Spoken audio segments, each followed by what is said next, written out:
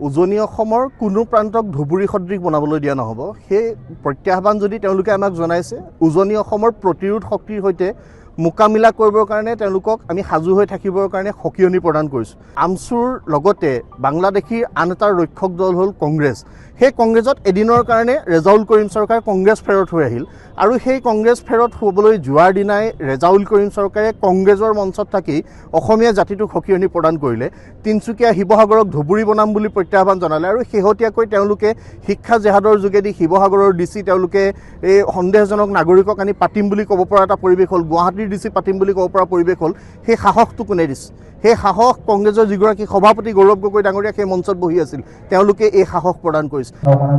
যিগৰাকী গৌৰৱ গগৈ প্ৰদেশ কংগ্ৰেছৰ সভাপতি, সেইগৰাকী ব্যক্তিয়ে সেই সময়ত যেতিয়া ৰেজাউল কৰিম চৰকাৰে শিৱসাগৰ তিনিচুকীয়াক ধুবুৰী বনাম বুলি ক'লে তেতিয়া তেওঁ একো নক'লে। যেতিয়া সামাজিক মাধ্যমত প্ৰতিক্ৰিয়া হ'ল, জনসাধাৰণৰ মাজত প্ৰতিক্ৰিয়াৰ সৃষ্টি হ'ল, তেওঁ এটা গা এৰা মন্তব্য দিছে আৰু সকলোৱে পৃথক পৃথক মন্তব্য দিলে। এজন লোকক সন্তুষ্ট কৰি ৰাখিবৰ কাৰণে যিটো কংগ্ৰেছ দলে ইমানখিনি তললৈ যাব পাৰে, এটা গোষ্ঠীক তেওঁলোকে যদি সকলো সময়তে সন্তুষ্ট কৰি ৰাখিম বুলি ভাবি জাতিটোক বিপদৰ মুখলৈ ঠেলি দিব পৰা এটা তেওঁলোক দল, সেই দলটোৱে অবৈধ বাংলাদেশী ৰক্ষকৰ ভূমিকাত অৱতীৰ্ণ হয়।